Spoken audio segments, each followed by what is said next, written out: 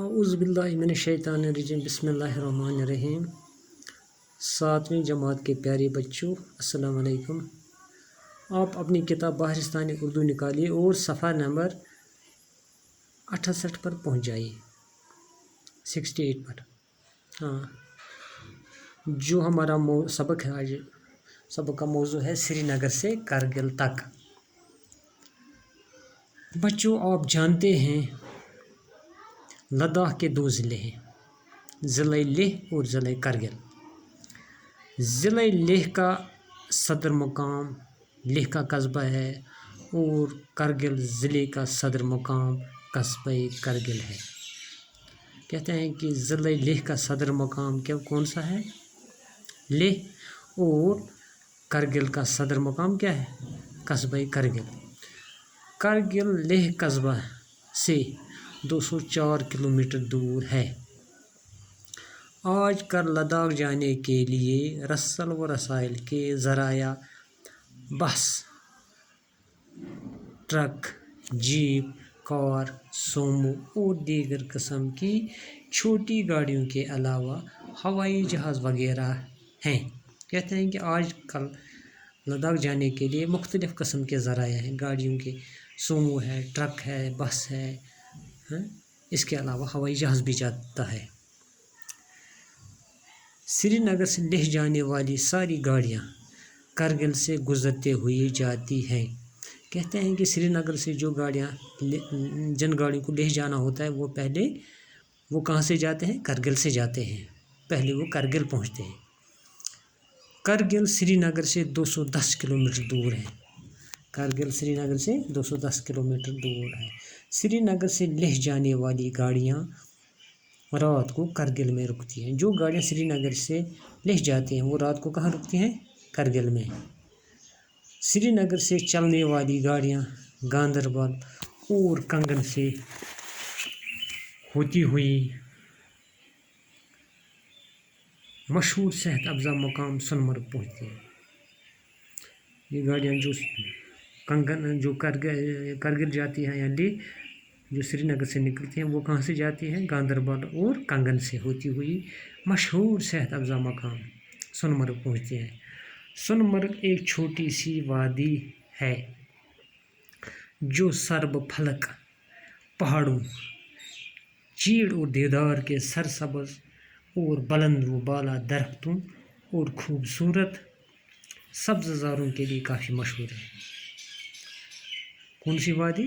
وادی سونمرگ۔ یہ جگہ سیاحوں کے لیے باعث کشش ہے۔ اپنی خوبصورتی کی وجہ سے کیا ہے؟ یہ سیاحوں کے لیے باعث کشش ہے۔ جیسے کشش ہوتی ہے سیاحوں کو وہاں جانے کے لیے۔ کہاں جانے کے لیے؟ سونمرگ۔ اس وادی کے بیچوں بیچ ایک ندی بہتی ہے جس کا پانی بلور کی طرح صاف و شفاف ہے۔ یہ ندی اس مقام کے قدرتی حسن کو 4 چاند لگاتی ہے۔ کہتے ہیں کہ جو سری نگر، جو وہاں سے اس وادی کے بیچوں بیچ ایک ندی گزرتی ہے جس کا نام، جو ندی وہاں سے گزرتی ہے، کہتے ہیں کہ اس کا پانی بالکل ایک شیشے کی طرح صاف و شفاف ہے۔ یہ ندی اس مقام کے قدرتی حسن کو 4 چاند لگاتی ہے۔ لداخ جانے والی گاڑیاں یہاں تھوڑی دیر رکتی ہیں۔ جو گاڑیاں لداخ جاتی ہیں وہ تھوڑی دیر یہاں رکتی ہیں۔ کہاں رکتی ہیں؟ سونمرگ میں۔ تقریباً 1 گھنٹے کے سفر کے بعد بال تل نام کا ایک چھوٹا سا گاؤں آتا ہے۔ اس کے بعد 1 گھنٹہ چلنے کے بعد ایک چھوٹا سا گاؤں آتا ہے جس کا نام بال تل ہے۔ سونمرگ اور بال تل کشمیری الفاظ ہیں۔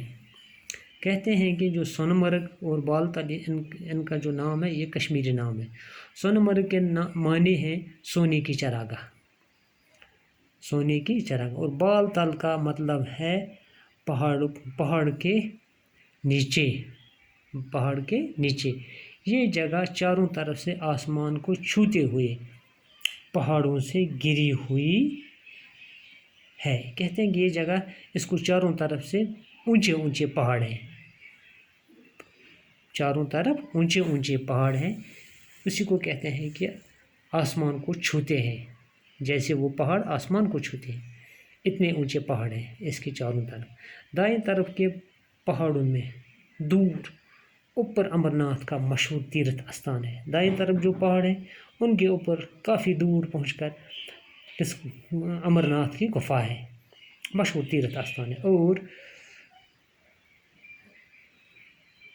بائیں جانب زوجلا کی سڑک، بائیں طرف کون سی سڑک ہے؟ زوجلا کی، موجودہ دور کی سائنسی ترقی اور انجینئرنگ کا ایک جیتا جاگتا ثبوت ہے۔ کون سا؟ یہ زوجلا سڑک۔ زوجلا درے کو عبور کرنے کے بعد انسان ایک الگ ہی دنیا میں پہنچتا ہے۔ جب زوجلا درہ عبور کرتے ہیں تو ایک نئی دنیا میں انسان پہنچ جاتا ہے۔ یہاں سے آگے چل کر ہر طرف وادیاں اور وسیع و عریض مرغزار دکھائی دیتے ہیں۔ یہاں سے آگے کیا ہر طرف وادیاں اور وسیع اور جن تک نظر نہیں پہنچتی ہے وہاں تک میدان ہی میدان نظر آتے ہیں۔ لداخ حقیقی معنوں میں یہیں سے شروع ہوتا ہے، اصلی یہاں سے لداخ شروع ہوتا ہے، کیونکہ یہیں سے ہم ایک طرف کے جغرافیائی فرق کو محسوس کرنے لگتے ہیں کیونکہ یہاں سے ہی جغرافیائی فرق الگ ہوتا ہے، یہاں سے جغرافیائی فرق محسوس ہوتا ہے۔ ایک طرف کشمیر کے برف پوش پہاڑ، سرسبز وادیاں، گھنے جنگل، اور دوسری طرف تا حد نگاہ چٹیل اور بلند و بالا پہاڑوں کا طویل سلسلہ جہاں نباتات نام کی کوئی چیز نہیں آتی۔ ایک طرف تو کشمیر کے گھنے جنگل اور سرسبز وادیاں، اونچے پہاڑ، تو دوسری طرف کیا ہے؟ تا حد نگاہ، جہاں تک نظر جاتی ہے وہاں تک چٹیل اور بلند و بالا پہاڑ، بلند و بالا پہاڑوں کا طویل سلسلہ جہاں نباتات نام کی کوئی چیز نہیں آتی، صرف پہاڑی پہاڑ نظر آتے ہیں اور وہاں کوئی سبززار وغیرہ نظر نہیں آتا ہے۔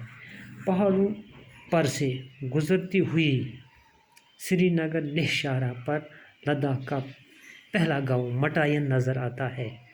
کہتے ہیں کہ پہاڑوں پر سے گزرتے ہوئی سری نگر لیہ شاہراہ پر لداخ کا پہلا گاؤں جو ہے اس کا نام کیا ہے؟ مٹائن نظر آنے لگتا ہے۔ لداخ کے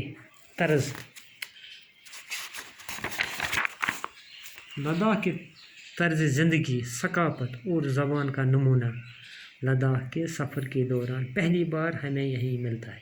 کہتے ہیں کہ لداخ کا جو رہن سہن ہے، طور طریقہ ہے، وہ یہیں سے ہمیں نظر آتا ہے۔ کہاں سے؟ مٹائن، اسی گاؤں سے۔ مٹائن کے بعد دراس آتا ہے، اس کے بعد کون سا گاؤں آتا ہے؟ دراس، جو دنیا میں سائبیریا کے بعد دوسرا سرد ترین مقام ہے۔ کہتے ہیں کہ دنیا میں سائبیریا کے بعد یہ بہت ہی سرد ترین مقام ہے۔ پہلے نمبر پر کون سا ہے؟ سائبیریا۔ دراس میں درجہ حرارت سردیوں کے موسم میں -45 ڈگری تک گر جاتا ہے۔ سردیوں میں کتنا ہوتا ہے یہاں درجہ حرارت؟ -45 اتنی سردی ہوتی ہے۔ دراس میں اگرچہ بہت کم بارش ہوتی ہے لیکن یہ چھوٹا سا خطہ سرسبز و شاداب ہے۔ کہتے ہیں کہ اگر یہاں بہت ہی کم بارش ہوتی ہے اس دراس میں، لیکن تب بھی یہ کیا ہے؟ ایک چھوٹا سا سرسبز و شاداب خطہ نظر آتا ہے۔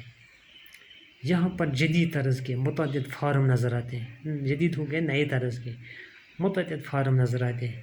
یہاں ایسے مکانات تعمیر ہوئے ہیں جو شمسی توانائی سے گرم رہتے ہیں۔ کہتے ہیں یہاں ایسے مکان لوگوں نے بنائے ہیں کہ جو شمسی توانائی، سورج کی روشنی سے گرم رہتے ہیں۔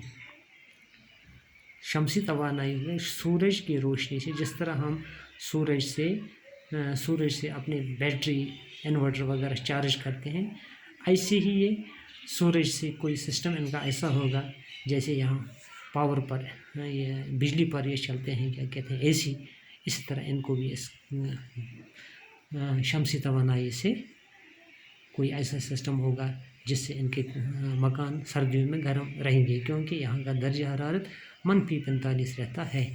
باقی وسلام۔